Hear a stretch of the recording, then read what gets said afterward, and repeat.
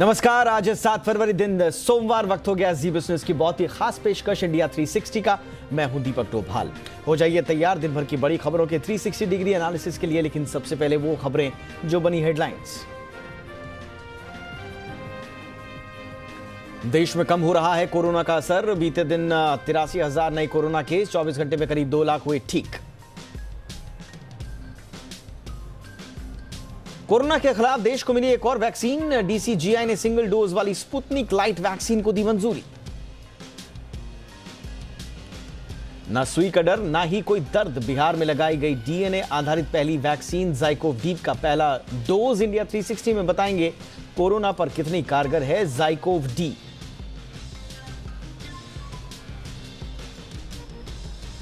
Delhi, UP समेत कई राज्यों में आज से खुले स्कूल, लेकिन स्कूलों की मनमानी से बच्चों की पढ़ाई में हो रही है दिक्कत। इंडिया 360 में बताएंगे स्कूल ओपन तो फिर किस बात की टेंशन। अवैध निर्माण पर सुप्रीम कोर्ट का सख्त आदेश। कहा 2 हफ्ते में गिराए जाएं नोएडा के सुपरटेक एमरल्ड कोर्ट के दोनों टावर्स। पीएम ने आज लोकसभा में राष्ट्रपति के अभिभाषण पर धन्यवाद प्रस्ताव की चर्चा का दिया जवाब। कोरोना पर विजय और महंगाई सहित सभी सवालों पर बोले प्रधानमंत्री। कांग्रेस पर भी साधा निशाना। बोले कांग्रेस ने मन बना लिया है कि 100 साल तक सत्ता में नहीं आना।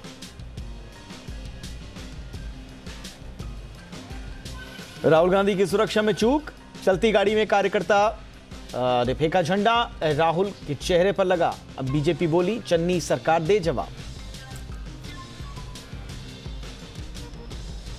खराब ग्लोबल संकेतों से टूटे घरेलू बाजार। निफ्टी 300 अंक गिरकर 17,200 के करीब बंद। सेंसेक्स 1,000 अंकों से ज्यादा लुढ़का। निजी बैंकों में बिकवाली से बैंक निफ्टी भी 800 पॉइंट फिसला।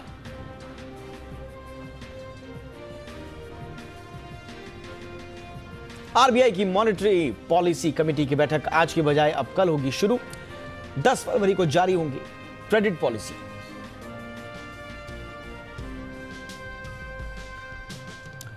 Hyundai के बाद किया और KFC ने फैलाया पाकिस्तानी प्रोपेगेंडा। भारत की जनता ने सोशल मीडिया पर लगाई फटकार। किया ने किया ट्वीट डिलीट। Hyundai ने कहा हमें मंजूर नहीं। भारतीय बोले हमें इधर उधर की बात नहीं, सीधी माफी चाहिए।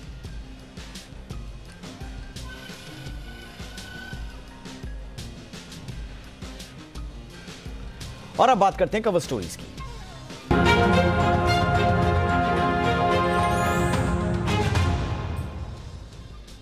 देश में कोरोना की तीसरी लहर कमजोर होती दिख रही है। 24 घंटे के भीतर देश में 83,876 नए संक्रमित मरीज मिले हैं। कल के मुकाबले आज कोरोना के मामलों में करीब 22% की गिरावट देखने को मिली है। मौत के आंकड़ों की बात करें तो देश में 24 घंटे के भीतर 895 मरीजों ने दम तोड़ दिया है।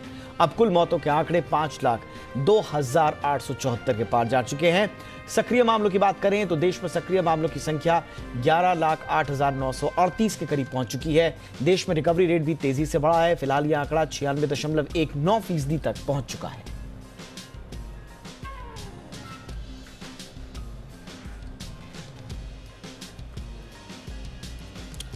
वहीं दुनिया में कोरोना की बात करें तो ज्यादातर देशों में कोरोना के मामलों में तेजी से गिरावट देखी जा रही है। अमेरिका में पिछले 24 घंटे के भीतर 60,554 नए मामले सामने आए हैं, जो एक दिन पहले 1,23,000 के ज्यादा थे। फ्रांस में भी कोरोना के मामलों में कमी आई है। यहां 24 घंटे के भीतर 1,55,000 नए केसेस मिली हैं। एक दिन पहले 2,14,000 के करीब यहां तादाद थी। इटली में कोरोना के मामलों में लगातार कमी है और 78,943 नए केसेस मिले हैं। एक दिन पहले ये आंकड़े 93,000 से ज्यादा थे। ब्राजील में भी कोरोना के नए मामलों में कमी है। 24 घंटे में 61,000 से ज्यादा। एक दिन पहले ये संख्या 1.5 लाख के पार थी। जापान में भी नए केसों में भारी गिरावट आई है। 24 घंटे के भीतर करीब 90,000 केस, एक दिन पहले 1 लाख से ज्यादा थे। ब्रिटेन में 50,000 के आसपास अब पहुंच चुकी है। एक दिन पहले ये 60,000 के करीब मामलों की संख्या थी। क्या आप या आपके आसपास कोई रहने वाला व्यक्ति सुई के डर से वैक्सीन लगवाने से बच रहा है? अगर हां, तो आपके इस डर को दूर करने के लिए आ गई है नीडल फ्री वैक्सीन। जी हां, सुई रहित टीका। भारत में पहली डीएनए वैक्सीन है ये, जिसे ज़ाइकोव डी का पहला डोज बिहार में लगाया गया। दुनिया में पहला डीएनए वाली वैक्सीन जो है वो भारत में लग रही है। ज़ाइकोव डी की ये नीडल फ्री वैक्सीन आपको न सिर्फ कोरोना से बचाएगी बल्कि सुई के डर से और दर्द से भी आपको निजात दिलाएगी। ज़ाइकोव डी की वैक्सीन की सारी खूबियां इस रिपोर्ट में देखिए।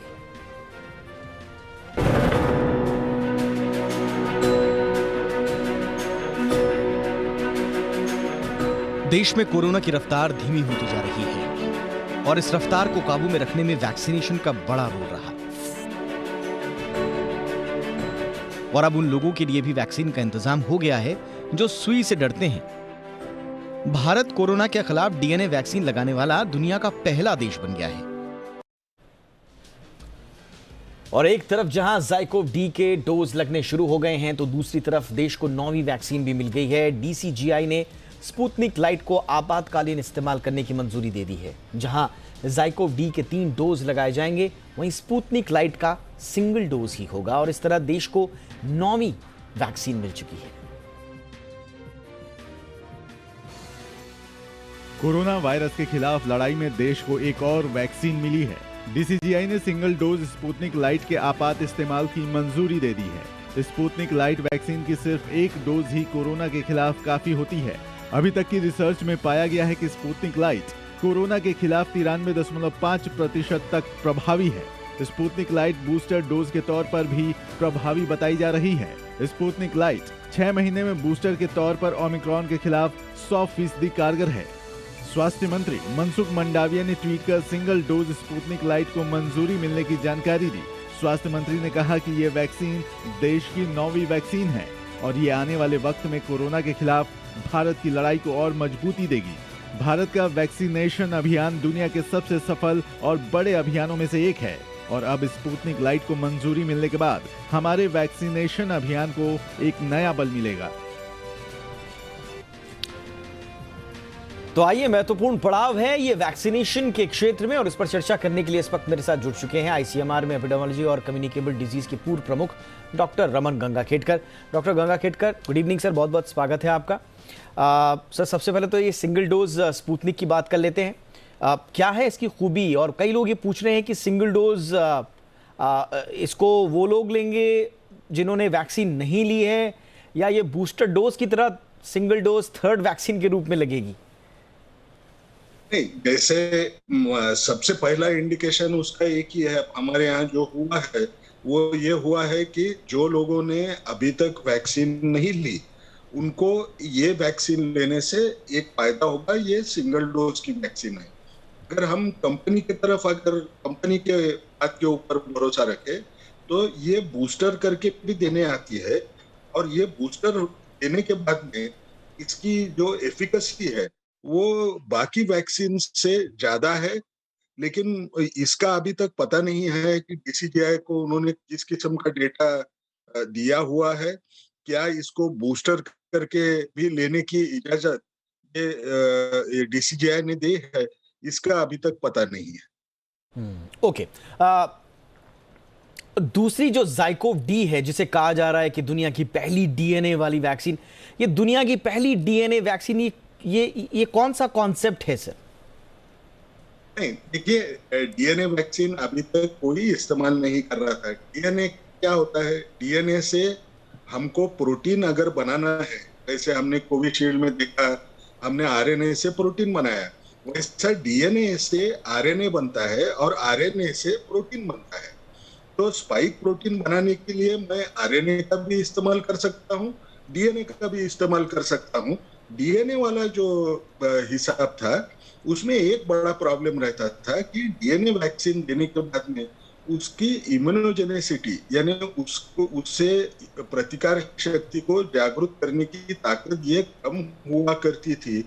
इसका एक इलाज इस वैक्सीन ने निकाला कि उसकी एफिकेसी अगर सुधारना है तो जो हम देने वाले हैं वैक्सीन वो डायरेक्ट हमारे पेशियों के अंदर जाए। उसके लिए उन्होंने नई टेक्नोलॉजी का इस्तेमाल किया जिसको जेट इंजेक्शंस करके जो जाना जाता है।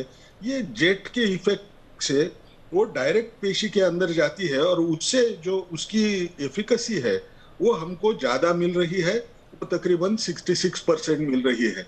ऐसे अगर देखा जाए तो वो भी स्पाइक प्रोटीन बनाएगी। ये mRNA वाली जो वैक्सीन होती है ये भी स्पाइक प्रोटीन बनाती है। मैंने शायद एक गलती की, कोविशील्ड का जो बोल रहा था वो mRNA वाली वैक्सीन, वो गलत हाँ, था। हाँ। कोविशील्ड में वही डीएनए का हिस्सा एडिनो वायरस के वेक्टर में डाल के उसको स्पाइक प्रोटीन बनाने के लिए किया वाला था। लेकिन ये अलग अलग ढंग से वो स्पाइक प्रोटीन ही बनाते हैं। अच्छा। ये डीएनए वाला जो हिस्सा है इसमें कोई वेक्टर नहीं है, वो डायरेक्ट वो सेल के अंदर जाके स्पाइक प्रोटीन बनाएगा। अच्छा, इसीलिए कहते हैं कि इसमें सुई नहीं होगी और इसमें दर्द भी नहीं सुई होगा। नहीं। हाँ, क्योंकि सुई अगर देते थे तो वो जो डीएनए हम देते हैं इंजेक्शन से वो डिग्रेड हो जाता है, यानी वो उतना अब कि उसको कैसे सादी भाषा में कैसे बोले, डिग्रेड यानी वो टूटता नहीं। अच्छा। उसका काम जो करना है वो करने में उसको आसानी होती नहीं है। तो अच्छा, इसलिए ये जेट से अंदर डाला हुआ है। पर इसकी 3 डोज देनी होंगी सर? इसके ज़ायकोव डी के आपको 3 डोज देना पड़ेगा, क्योंकि अभी भी उनके 2 डोज की जो ट्रायल है वो जो चल रही है उसका अभी तक हमको पता नहीं है।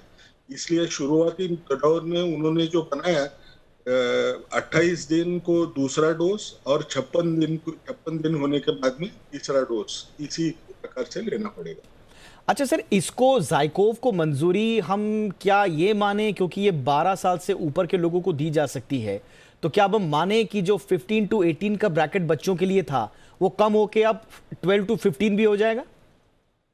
उसके लिए तो अभी एंटेगी ने वो अप्रूव नहीं किया है। अच्छा। अभी जो एंटेगी की जो रिकमेंडेशन जो सरकार ने मांगी है वो 15 से 18 वाले ग्रुप की है। अब जब वो 12 से 15 को भी अगर कंसिडर करेंगे तो उसके बाद में हम 12 से 15 में भी दे पाएंगे। ओके। अच्छा, ज़ायकोव डी पर और जानकारी के लिए आप एक रिपोर्ट देख लीजिए, फिर डॉक्टर साहब के साथ हम चर्चा आगे बढ़ाएंगे।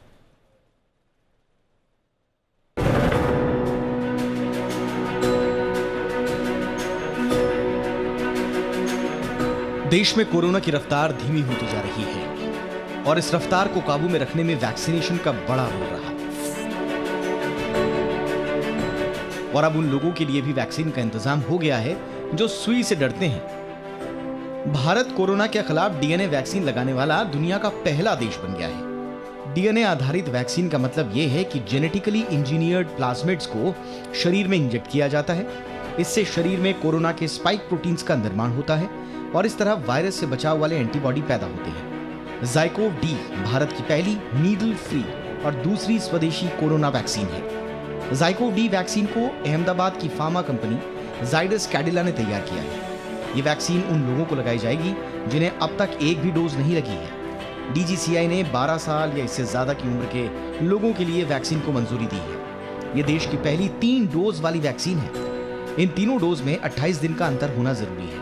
पहली डोज और तीसरी डोज के बीच 56 दिन का अंतर होगा। ज़ायकोव डी की कीमत 265 रुपए तय की गई है, लेकिन इसे लगाने के लिए 93 रुपए की कीमत वाला जेट एप्लीकेटर खरीदना जरूरी है। इसलिए एक डोज की कुल कीमत 358 रुपए पड़ेगी। अब सवाल ये उठता है कि ये वैक्सीन बिना सुई के कैसे लगेगी। दरअसल इस वैक्सीन को जेट एप्लीकेटर या इंजेक्टर के जरिए लगाया जाएगा। मतलब वैक्सीन को हाई प्रेशर से स्किन में इंजेक्ट किया जाएगा। इंजेक्टर में स्प्रिंग होते हैं जिनसे वैक्सीन की निश्चित मात्रा को शरीर में डाला जाता है। इसके जरिए 1 सेकंड के 10वें हिस्से में स्किन को भेदकर वैक्सीन शरीर में जाती है। ये इंजेक्टर स्टेपलर के आकार का होता है। इसके जरिए वैक्सीन की 0.1 मिलीलीटर खुराक दी जाती है। इस वैक्सीन का सबसे अनोखा फायदा यह है कि इसे लगवाने वालों को दर्द ना के बराबर होता है, बस थोड़ा दबाव जरूर महसूस हो सकता है। दूसरा फायदा यह है कि इससे इन्फेक्शन फैलने का खतरा बाकी वैक्सीन की तुलना में कम हो जाता है। ज़ायकोव डी वैक्सीन को पूरी तरह से भारत में तैयार किया गया है। कंपनी के मुताबिक उसने इन वैक्सीन को 28,000 वॉलंटियर्स पर टेस्ट किया है। टेस्ट के नतीजों के आधार पर कंपनी का दावा है कि यह वैक्सीन 66.60% असरदार है। भारत सरकार ने इस साल की शुरुआत में ही इसे इमरजेंसी इस्तेमाल के लिए मंजूरी दे दी थी। ब्यूरो रिपोर्ट, जी मीडिया। डॉक्टर गंगा खेडकर हमारे साथ जुड़े हुए हैं। अच्छा, अब स्पुतनिक की परमिशन के बाद सर टोटल अब 9 वैक्सीन हो गई हैं। आज लोकसभा में प्रधानमंत्री नरेंद्र मोदी ने जो डेटा रखा वो 80% डबल डोज वाले लोगों का रखा है, यानी कि फुली वैक्सीनेटेड हो गए हैं। सर, अब इस परिदृश्य में आप बूस्टर डोज और चूंकि अब तीसरी वेव भी धीरे धीरे अब खत्म हो रही है, तो जो तीसरी डोज पर जो बहस चल रही थी, अब क्या उसकी आवश्यकता है? मैं इसलिए पूछ रहा हूं सर क्योंकि इजराइल में तो 4-4 डोज की बात हुई, उसके बावजूद वहां पर जो थर्ड वेव थी उससे लोग बच नहीं पाए। तो क्या रेलेवेंट है अभी booster dose shot? Booster dose जिनको ज्यादा एक्सपोजर होने का डर था, वो हेल्थ केयर वर्कर्स और फ्रंटलाइन वर्कर्स को देने का तो सरकार ने मान लिया। लेकिन अभी इसकी जो आगे की जो स्टेप है, अगर हम ये माने कि इसमें सबसे बड़ा चैलेंज क्या है ये डिसीजन मेकिंग में, कि सबको देना चाहिए क्या ये बूस्टर, तो हमको एक बड़ा सोचना पड़ेगा। ये 60 इयर्स प्लस में मॉर्बिडिटी ज्यादा है, वो मरने का डर है, फ्रंटलाइन वर्कर्स और हेल्थ केयर वर्कर्स इनको प्रोटेक्ट करने का बहुत जरूरी था, इसलिए इनको दे रहे हैं। लेकिन बाकी लोगों को अभी ओमिक्रॉन अभी जिस तेजी से फैल गया, तकरीबन ज्यादा लोगों को जो इन्फेक्शन हुआ है, उसके बावजूद भी अभी बूस्टर देना है क्या, इसके ऊपर हमको सोचना पड़ेगा। क्योंकि ये बूस्टर देने से कितना फायदा होगा, अगर वो आगे चल के दूसरे जब वेरिएंट अगर आए तो उसके साथ जब उसको रोकने की कोशिश करना है, तीव्रता कम करने की कोशिश करना है, तो कितने समय के बाद में देना चाहिए। ज्यादातर लोगों को ओमिक्रॉन हो चुका है, क्या इसको हम थर्ड वैक्सीन का डोज जो नेचुरल इन्फेक्शन से हुआ है ऐसे समझे, इसके ऊपर ज्यादा सोचना पड़ेगा और उसके बाद में ही डिसीजन लेना पड़ेगा। ये कहना बहुत कठिन है कि ये सब लोगों को बूस्टर देने का डिसीजन होगा क्या इस समय।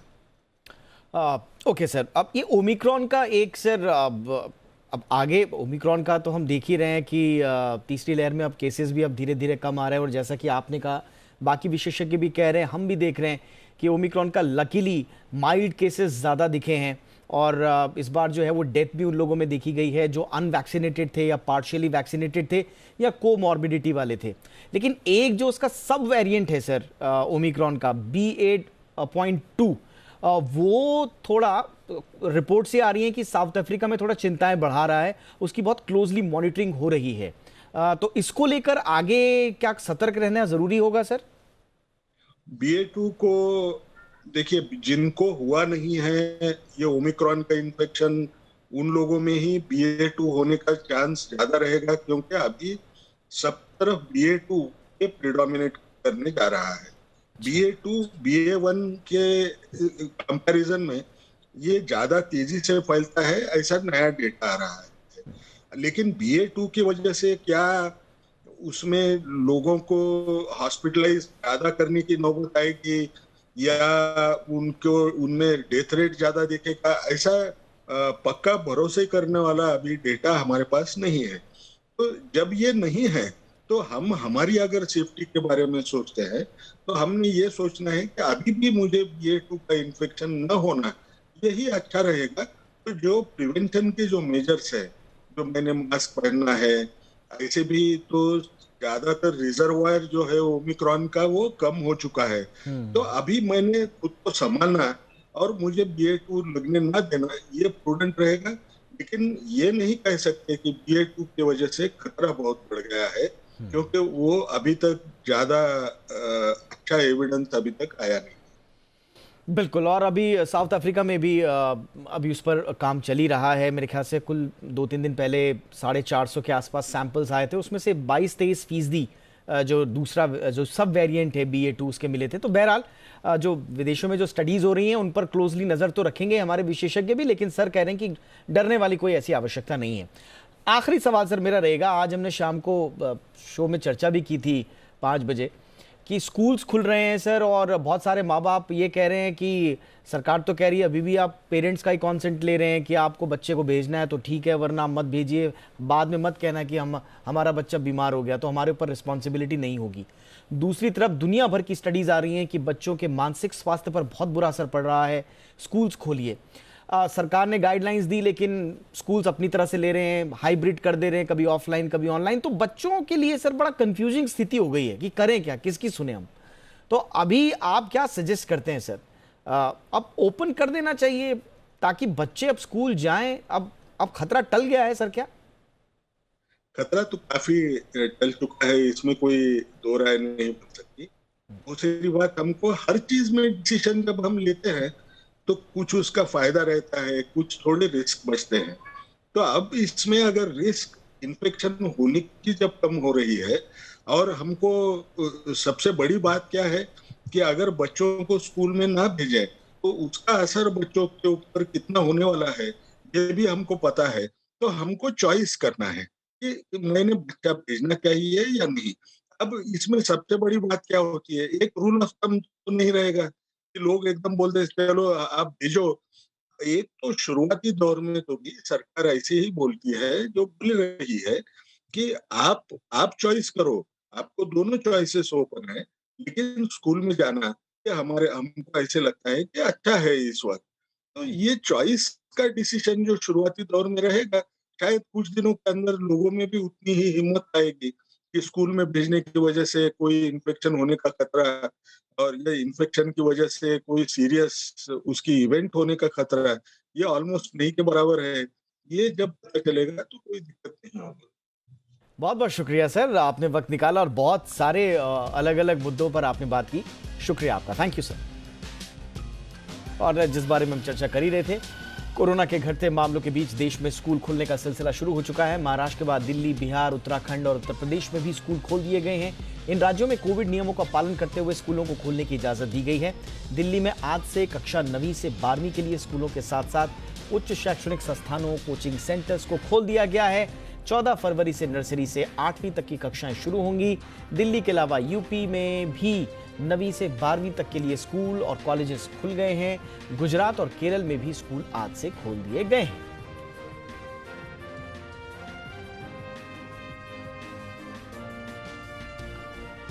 तो करीब सवा महीने बाद आप कह सकते हैं कि दिल्ली में स्कूलों में आज से पढ़ाई शुरू हो गई है। पहले दिन स्कूलों में कैसा माहौल रहा, ये इसका जायजा लेने पहुंचे हमारे संवाददाता वैभव परमार।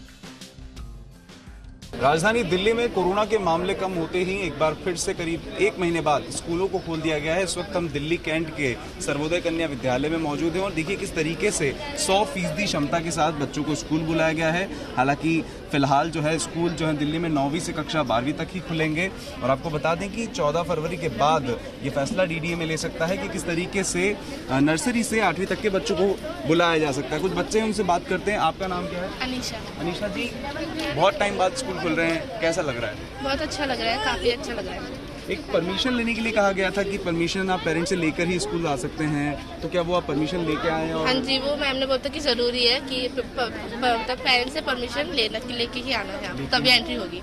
ऑनलाइन क्लासेस में दिक्कतें हो रही हैं? यस सर, किसी किसी की हो रही थी पर मेरी नहीं हुई। ओके। लाइक किसी किसी के फ़ोन नेटवर्क की प्रॉब्लम है, कोई फ़ोन अफेक्ट नहीं कर सकता, और क्वेश्चन कुछ कभी कभार नेटवर्क की प्रॉब्लम हो जाती है और कोई बच्चे लेते भी नहीं ऑनलाइन, तो उनकी अटेंडेंस भी नहीं लग पाती है। पढ़ाई के साथ अपने दोस्तों को कितना मिस किया था? बहुत मिस कर रहा था, हम ना मिल पा रहे थे, ना ज़्यादा बात हो पा रही थी। अब पहले बीच में भी खुले थे स्कूल, लेकिन 100% कैपेसिटी के साथ नहीं खुले थे। अब सभी बच्चों को बुलाया जा रहा है। ध्यान आप लोग किस तरीके से रखेंगे, क्योंकि सोशल डिस्टेंस वही हमें फॉलो करना है।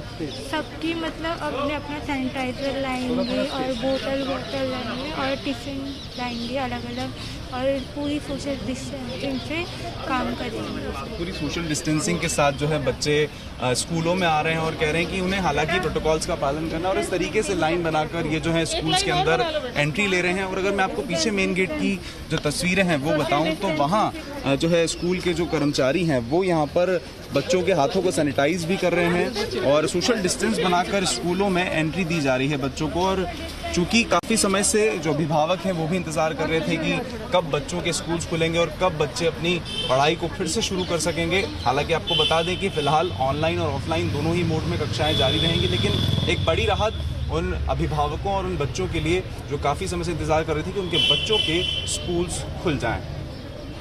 वैभव परमार, जी मीडिया, दिल्ली। अच्छा, अब कुछ स्कूल्स तो खुल गए हैं, सरकार की गाइडलाइंस भी आ चुकी है, लेकिन इसके बावजूद कई स्कूल्स अभी खुलने में आनाकानी कर रहे हैं। कई स्कूल तो सरकारी गाइडलाइंस की आड़ में अपने अलग ही कानून बना रहे हैं। कुछ हफ्ते में 2 से 3 दिन ऑफलाइन चला रहे हैं, कह रहे हैं कि हम हाइब्रिड मॉडल पे ही रहेंगे। कई जगह स्कूल रीओपन होने के बाद भी स्कूल बसें नहीं चल रही हैं। आधे अधूरे तरीके से कुल मिला के स्कूल खोलने से बच्चों की पढ़ाई प्रभावित हो रही है। कितना प्रभाव पड़ रहा है, इस रिपोर्ट के जरिए देखिए।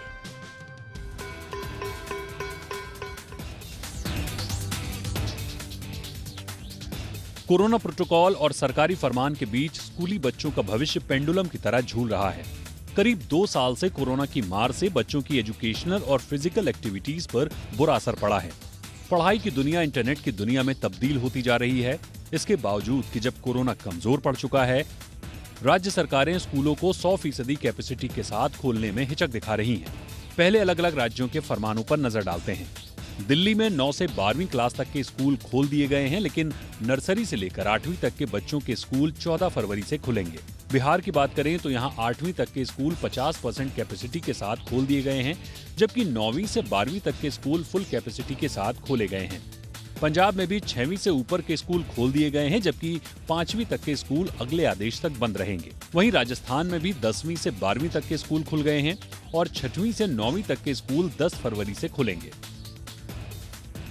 वहीं यूपी में 9वीं से 12वीं तक के स्कूल खोल दिए गए हैं, लेकिन नीचे के क्लासेस की पढ़ाई अभी ऑफलाइन नहीं हुई है। समझते हैं कि आखिर फुल स्विंग में स्कूल नहीं चलाने से क्या नुकसान है।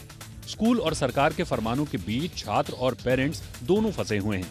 घरों में कैद बच्चे मानसिक तौर पर बीमार पड़ने लगे हैं, चिड़चिड़े हो गए हैं। खासकर बच्चों की लर्निंग पावर पर बुरा असर पड़ा है। बच्चों का बहुमुखी विकास नहीं हो पा रहा है। साथ ही सीधे तौर पर टीचर से इंटरेक्शन नहीं हो पाने पर उनके डाउट पूरी तरह से क्लियर नहीं हो पा रहे हैं। वहीं दिल्ली, महाराष्ट्र जैसे राज्यों में जहां अधिकांश बच्चे स्कूल बस से जाते हैं, वहां स्कूल बसें अभी भी नहीं चल रही हैं। ये भी क्लासेस के सूनेपन की वजह है। सवाल उठता है कि आखिर सारी पाबंदी स्कूलों पर ही क्यों, जब सरकारों ने बाकी पाबंदियों को करीब करीब हटा लिया है। यही नहीं, सरकारी आदेशों में कंफ्यूजन के कारण कई इलाकों में स्कूल भी मनमानी कर रहे हैं। स्कूल पूरी तरह से ऑफलाइन क्लासों में भी कोताही कर रहे हैं, जिससे बच्चे और अभिभावक अधर में हैं। जबकि अब तो बच्चों का वैक्सीनेशन भी शुरू हो चुका है। साथ ही वो अपने पेरेंट्स के साथ मॉल और सिनेमा घर जा सकते हैं, तो फिर स्कूल क्यों नहीं? ब्यूरो रिपोर्ट, जी मीडिया। प्रधानमंत्री नरेंद्र मोदी ने आज लोकसभा में राष्ट्रपति के अभिभाषण पर धन्यवाद प्रस्ताव के दौरान जो चर्चा हुई उसका जवाब दिया, और इस दौरान उन्होंने कहा कि कोरोना काल में दुनिया नई व्यवस्थाओं की तरफ बहुत तेजी से आगे बढ़ी। उन्होंने कहा कि ये एक ऐसा टर्निंग पॉइंट रहा जो हम लोगों को एक भारत के रूप में इस अवसर को गंवाना नहीं चाहिए। प्रधानमंत्री नरेंद्र मोदी ने कांग्रेस पर भी निशाना साधा। पीएम ने कहा कि आलोचना लोकतंत्र का आभूषण है, लेकिन अंध विरोध लोकतंत्र का अनादर भी है। आदरणीय अध्यक्ष जी, हम सब संस्कार से, स्वभाव से, व्यवस्था से लोकतंत्र के प्रतिबद्ध लोग हैं, और आज से नहीं, सदियों से है। लेकिन ये भी सही है, आलोचना ये जीवंत लोकतंत्र का एक आभूषण है। लेकिन अंध विरोध ये लोकतंत्र का अनादर है। सबका प्रयास, इस भावना से भारत ने जो कुछ हासिल किया है, अच्छा होता, उसे खुले मन से स्वीकार किया गया होता, उसका स्वागत किया होता, उसका गौरवगान करते। बीते 2 सालों में 100 साल का सबसे बड़ा वैश्विक महामारी का संकट पूरी दुनिया की मानव जात झेल रही है। मेड इन इंडिया कोविड टीके, कोविड वैक्सीन दुनिया में सबसे प्रभावी है। आज भारत 100% पहली डोज इस लक्ष्य के निकट करीब पहुंच रहा है, और लगभग 80% सेकंड डोज उसका पड़ाव भी पूरा कर लिया है। और इस बीच AIMIM प्रमुख असदुद्दीन ओवैसी पर हुए हमले को लेकर केंद्रीय गृह मंत्री अमित शाह ने संसद में बयान दिया। अमित शाह ने कहा कि ओवैसी के दौरे की जानकारी नहीं थी। अमित शाह ने खतरे को देखते हुए ओवैसी से Z कैटेगरी सुरक्षा लेने की अपील भी की।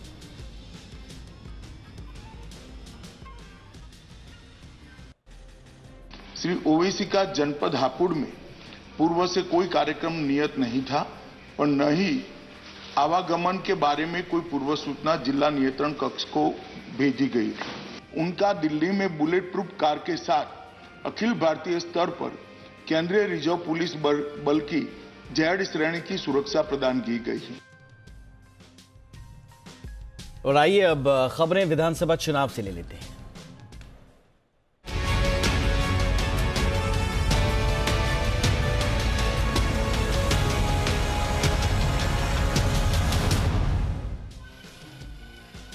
उत्तराखंड विधानसभा चुनाव से पहले आम आदमी पार्टी के संयोजक अरविंद केजरीवाल उत्तराखंड के 2 दिनों के दौरे पर पहुंचे।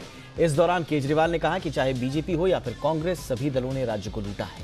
केजरीवाल ने कहा कि राज्य में बिजली बड़ा मुद्दा है, सरकार बनने के बाद राज्य की जनता को 24 घंटे बिजली आएगी। अरविंद केजरीवाल ने कहा कि हरिद्वार में वो कह रहे थे कि अगर सरकार बनी उनकी तो हर महिला को 1000 रुपये महीना पैसा भी दिया जाएगा।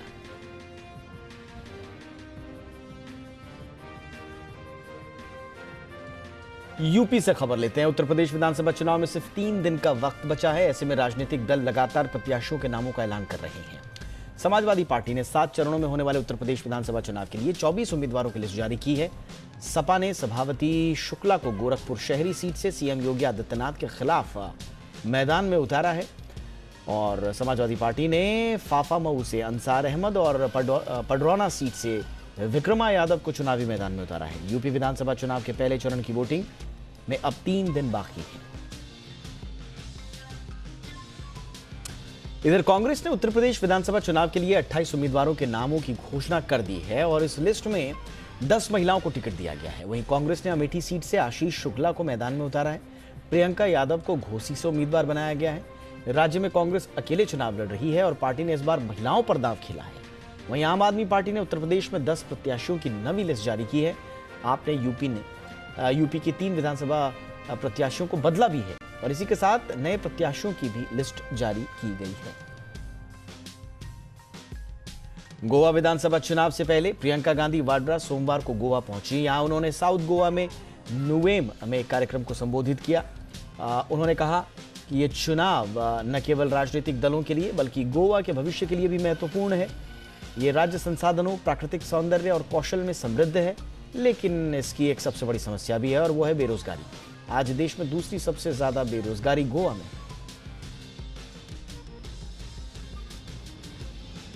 और आइए अब बात करते हैं बाजार की। कारोबारी हफ्ते की शुरुआत बाजार में भारी गिरावट के साथ हुई है। सेंसेक्स इंट्राडे में 1200 अंकों से ज्यादा की गिरावट दिखी। Bajaj finance, Bajaj Finserv, HDFC bank जैसे हैवीवेट शेयरों में बिकवाली से निफ्टी भी भारी गिरावट के साथ बंद हुआ। बाजार में भारी गिरावट के चलते निवेशकों के आज करीब 3 लाख करोड़ रुपए साफ हो गए। इस तरह लगातार 3 दिन की गिरावट में निवेशकों के 7 लाख करोड़ रुपए का नुकसान हो चुका है। कारोबार के अंत में सेंसेक्स 1024 अंक गिरकर 57,621 पर बंद हुआ। निफ्टी भी 303 अंक टूटकर 17,214 पर बंद हुआ। और मार्केट में आज कहां ज्यादा एक्शन देखने को मिला, किस तरह का एक्शन था, ये बताने के लिए जुड़ रहे हैं मेरे साथ मेरे सहयोगी आशीष चतुर्वेदी। आशीष, ओवर टू यू, बताइए आज दिन भर मार्केट का एक्शन। देखिए, हफ्ते के पहले कारोबारी दिन बाजार में जो है भारी गिरावट देखने को मिली। इसके पीछे कहीं ना कहीं कारण जो है ये भी हो सकता है कि जिस प्रकार से यूएस में बॉन्ड यील्ड्स में बढ़त आई है, इसके चलते विदेशी निवेशक एफआईएस वैसे तो लगातार बिकवाली कर रहे हैं। इसके बाद भी अगर आप देखें तो माना जा रहा है कि हो सकता है कि जो अमेरिकन बॉन्ड मार्केट्स है वो ज़्यादा अट्रैक्टिव नजर आए और भारतीय बाजारों में जो कंपनीज के रिजल्ट आ रहे हैं वो कामकाजी तौर पर हल्के अनुमान से कमज़ोर आ रहे हैं। इसका भी असर देखने को मिला। और आज के सत्र में अगर आप देखें तो निफ्टी ने जो है बजट के दिन पर जो लो लगे थे उसे तोड़ा और दिन के दौरान जो है 300 से ज़्यादा अंकों की गिरावट यहाँ पर देखने को मिली। निफ्टी बैंक में अगर आप देखें तो भारी भरकम 2% का कट देखने को मिला और जो कि वॉलेटिलिटी का सूचकांक होता है इंडिया विक्स, यहाँ पर देखें तो जोरदार 8% की तेज़ी देखने को मिली। लेकिन कैश मार्केट में ढेर सारे के ऐसे स्टॉक्स थे जहाँ पर बढ़िया तेज़ी आई। जीएनएफसी यहाँ पर नतीजे काफ़ी दमदार, इसका एक असर देखने को मिला। दिन के दौरान 15% तक की तेज़ी देखने को मिली। क्रेडिट एक्सेस ग्रामीण बहुत दिनों के बाद स्टॉक जो है रडार पर आए, यहाँ पर बढ़िया उछाल देखने को मिला और नतीजों के बाद प्रॉफिट बुकिंग देखने को मिली टोरेंट पार और उज्जीवन बैंक में। यहाँ पर देखें तो काफ़ी ज़्यादा दबाव देखने को मिला। बैंकिंग स्टॉक्स में अगर आप देखें तो बाजार की गिरावट के विपरीत कुछ सिलेक्टिव स्टॉक्स ऐसे हैं जो अपनी स्ट्रेंथ दिखा रहे हैं। इनमें सबसे पहला नाम आता है bank of Baroda. Bank of India में भी हल्की खरीदारी देखने को मिली। कर्नाटका बैंक, फेडरल बैंक जैसे कुछ स्टॉक्स हैं, यहाँ पर माइनर गेन के साथ कारोबार देखने को मिला। NBFC स्टॉक्स में आज मुनाफा वसूली हावी रही। पूनावाला फिनकॉर्प है, इसके अलावा जो बजाज ट्विंस है, बजाज फाइनेंस, बजाज फिनसर्व, यहाँ पर गिरावट देखने को मिली। और देखिए वैसे तो डिफेंसिव तौर पर FMCG स्टॉक्स को माना जाता है, लेकिन आज गिरते बाजार में भी अगर आप देखें तो यहाँ पर भी आपको सेलिंग प्रेशर नजर आया। ब्रिटानिया है, HUL, नेस्ले, तमाम FMCG कंपनीज में गिरावट देखने को मिली। कैपिटल गुड स्टॉक्स ने बजट के दौरान काफ़ी बढ़िया प्रदर्शन दिया था। आज यहाँ पर क्योंकि सीमेंस के नतीजे अनुमान से कमज़ोर थे, इसका एक असर देखने को मिला। सिर्फ एकमात्र मेटल स्टॉक्स ऐसे थे जहाँ पर अच्छी स्ट्रेंथ आपको नजर आई। रत्नामणि मेटल्स है, हिंदुस्तान कॉपर, वेदांता, हिंदुस्तान जिंक जैसे स्टॉक्स में जो है अच्छी खरीदारी रही। चलिए, और बाजार की चाल पर और बातचीत करने के लिए इस वक्त मेरे साथ खास मेहमान जुड़ चुके हैं, ट्रेड स्विफ्ट ब्रोकिंग के डायरेक्टर संदीप जैन जी। संदीप जी, बहुत बहुत स्वागत है। सर, कारोबारी हफ्ते के पहले दिन तो बाजार में भारी गिरावट रही है। अगर ये ग्लोबल बाजार की वजह से आई है सर गिरावट, तो क्या कल के लिए किस तरह की आप देखते हैं चाल मार्केट की? नहीं, ये तो क्लियर है कि बाजार में कॉशियस रहना चाहिए, और जो एक इतना बड़ा इवेंट था, बजट था, उसके लेकर मार्केट में कुछ एक्साइटमेंट जरूर था बजट के पहले, और उस टाइम पे भी ग्लोबल मार्केट्स की वजह से मार्केट्स टूटे जरूर थे। और फिर लकीली बजट के 1-2 दिन पहले ग्लोबल मार्केट्स थोड़े ठीक थे, तो बजट में हम थोड़ा ठीक गए, और फिर बाद में बजट ने भी थोड़ा सेंटिमेंट्स थोड़े इंप्रूव किए, क्योंकि कैपेक्स पुश और जो इंफ्रा के ऊपर स्पेंडिंग और ये सब की बातें हुई। सो ओवरऑल एक पॉजिटिव माहौल था। बट जो फ्राइडे को क्लोजिंग आई और आज जो अच्छा खासा क्रैक आया मार्केट में, उससे मुझे लगता है कि कुछ ना कुछ ये है कि ऊपर का लेवल जो है 17,800 एक बहुत स्ट्रॉन्ग रेजिस्टेंस की तरह काम करेगा। 17,800, 18,000, और नीचे का लेवल जो है, अब मुझे लगता है कि 17,000 के नीचे जाता तो एक ट्रेंड लाइन सपोर्ट भी है 16,900 के लगभग का, उसको तोड़ता तो 16,700, 750 जो 200 डेमा है मार्केट का, वहां पे जाके एक सपोर्ट ले ले तो ठीक है। बट अदरवाइज मुझे लगता है कि थोड़ा बेरिश सेंटिमेंट्स है। और आज सारे स्टॉक्स PSUs के इतने अच्छे रिजल्ट्स या कई रिजल्ट्स अच्छे आने के बावजूद भी ऊपर के लेवल्स पे जब प्रॉफिट बुकिंग आई, और FMCG और IT सब में ही दबाव था। और मुझे लगता है कि FII जिस तरीके से HDFC बैंक ट्विंस को बेच रहे हैं, तो कहीं ना कहीं थोड़ा कॉशियस रहना जरूरी है। एंड मेरे हिसाब से बाय ऑन डिक्लाइंस में नहीं बोलूंगा कि बाय ऑन डिक्लाइंस करें, मार्केट्स का सेंटिमेंट देख के ही बात करेंगे, but it's time to be cautious. या बहुत बहुत शुक्रिया संदीप जी इस तमाम जानकारी के लिए आपका। आइए आगे बढ़ते हैं और कुछ अंतर्राष्ट्रीय खबरों का रुख कर लेते हैं। कनाडा की राजधानी ओटावा में ट्रक ड्राइवर्स का प्रदर्शन नियंत्रण से बाहर हो गया है। ये बात खुद ओटावा के मेयर ने कही है, और प्रदर्शन को देखते हुए शहर में इमरजेंसी लगा दी गई है। शहर को चारों ओर से ड्राइवर्स ने बंद किया हुआ है। प्रदर्शनकारी अनिवार्य कोविड-19 वैक्सीन और कोरोना वायरस प्रतिबंधों का विरोध कर रहे हैं। प्रदर्शनकारी सबसे पहले 29 जनवरी को ओटावा आए थे, और यहां इन लोगों ने सड़क पर धरना देकर प्रदर्शन शुरू किया था। अपने टेंट तक लगा लिए थे।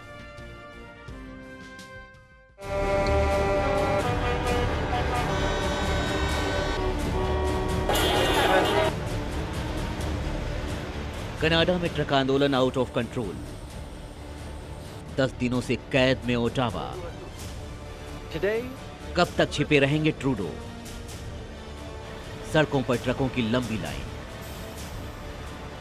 कई शहरों की ट्रकों से घेराबंदी। हॉर्न से परेशान कनाडा के कई शहर के लोग। कड़ाके की ठंड और बर्फबारी के बावजूद सड़कों पर हजारों प्रदर्शनकारी। ट्रूडो के खिलाफ उग्र हुआ फ्रीडम कॉन्वॉय। ये हालात हैं कनाडा के। देश की राजधानी ओटावा को पिछले 10 दिनों से ट्रक ड्राइवरों ने घेर रखा है। शहर में हर तरफ सड़कों पर ट्रकों की लंबी लाइन दिख रही है। कहीं कहीं प्रदर्शनकारियों ने टेंट भी लगा दिए। प्रदर्शनकारी विरोध में लगातार हॉर्न बजा रहे हैं। एक हफ्ते से उन्हें जाम झेलना पड़ रहा है। ऐसे में उनकी परेशानी बढ़ गई है। आंदोलनकारियों का कहना है, जब तक सरकार वैक्सीन अनिवार्यता को खत्म नहीं करती है, तब तक वो आंदोलन जारी रखेंगे।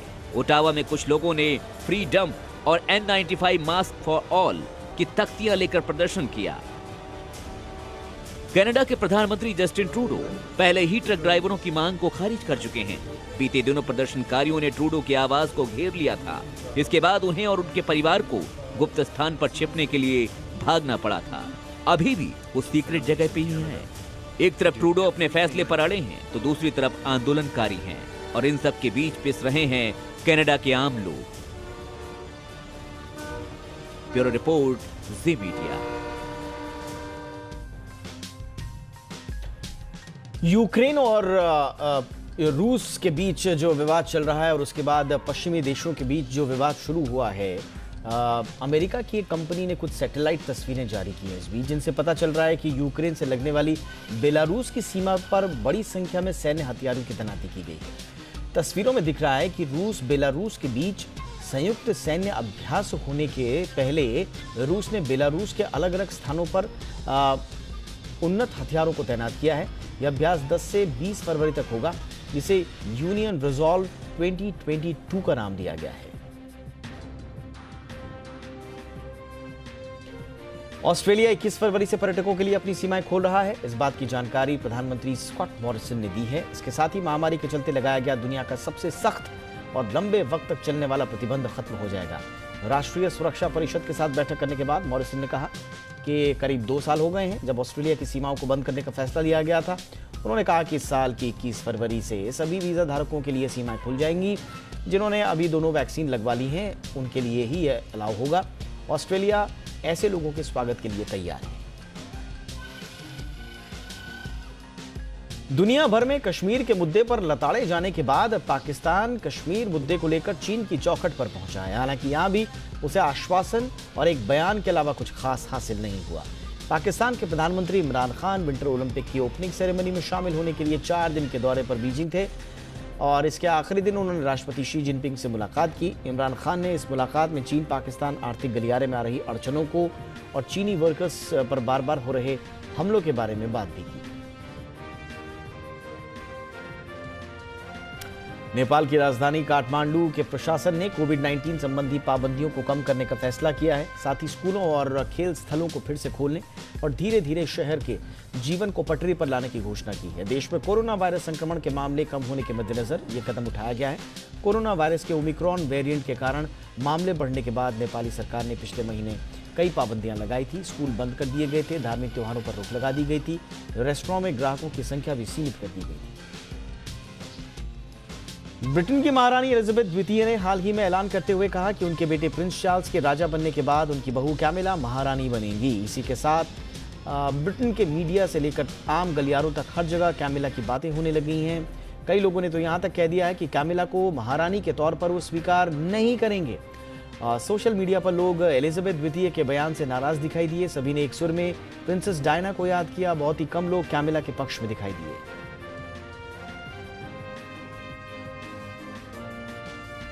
खबरें स्पोर्ट्स जगत से ले लेते हैं। इंडियन प्रीमियर लीग 2022 के संस्करण के लिए आगामी 12 और 13 फरवरी को नीलामी होगी।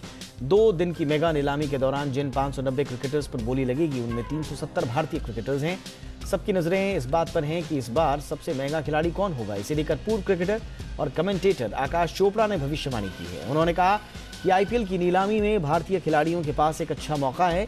ईशान किशन और श्रेयस अय्यर महंगे होंगे, वहीं दीपक चाहर, हर्षल पटेल, आवेश खान, यूजी जैसे भारतीयों पर भी अच्छी बोली लगाई जाएगी। भारतीय टीम ने वेस्टइंडीज को पहले वनडे में 6 विकेट से करारी मात दी और रोहित शर्मा की अगुवाई में टीम इंडिया ने शानदार शुरुआत की। कप्तान रोहित शर्मा ने 60 रनों की बेहतरीन पारी खेली, लेकिन पूर्व कप्तान विराट कोहली फ्लॉप रहे। वे सिर्फ 4 गेंदों का सामना नहीं कर पाए और 8 रन बनाकर चलते बने। विराट कोहली ने की पारी भले ही लंबी नहीं रही हो, लेकिन इस दौरान 8 रनों की बदौलत वो सबसे तेज 5000 रन बनाने वाले दुनिया के चौथे बल्लेबाज बन गए। इस मुकाम पर पहुंचने के लिए उन्हें इस मैच से पहले केवल 6 रनों की दरकार थी। विराट ने अपनी पारी का दूसरा चौका जड़ते ही ये रिकॉर्ड अपने नाम कर लिया। खबरें कुछ एंटरटेनमेंट जगत से। इस पर कोकिला लता मंगेशकर ने दुनिया को अलविदा कह दिया और उनके निधन पर सिर्फ हिंदुस्तान में ही नहीं बल्कि दुनिया भर में लोग गमगीन हैं। भारत के पड़ोसी मुल्क पाकिस्तान ने भी लता मंगेशकर के निधन पर प्रतिक्रियाएं जताई हैं। पाकिस्तान के कई पूर्व दिग्गजों ने दिल छू लेने वाली भावुक टिप्पणियां की हैं उनके निधन पर। पाकिस्तान के कप्तान बाबर आजम ने ट्वीट कर लिखा, एक स्वर्ण युग का अंत। लता जी की जादुई आवाज़, उनकी विरासत लाखों लोगों के दिलों में जिंदा है। मोहम्मद हफीज़ ने भी लता मंगेशकर की फ़ोटो ट्वीट कर मेरी आवाज़ ही मेरी पहचान लिखा, और पाकिस्तान के प्रधानमंत्री इमरान खान ने भी उन्हें अपनी श्रद्धांजलि दी। ऑस्ट्रेलिया में होने वाले T20 क्रिकेट वर्ल्ड कप के टिकटों की बिक्री शुरू हो गई है। ये टिकट T20worldcup.com पर उपलब्ध हैं। T20 क्रिकेट वर्ल्ड कप 16 अक्टूबर से 13 नवंबर होगा और इसमें फाइनल समेत 45 मैचों के टिकट खरीदे जा सकेंगे। बच्चों के टिकट पहले दौर और सुपर 12 चरण के लिए $5 के हैं, जबकि वयस्कों के टिकट $20 के हैं। T20 cricket world cup match Adelaide, Brisbane, Geelong, Hobart, Melbourne, Perth और सिडनी में होंगे।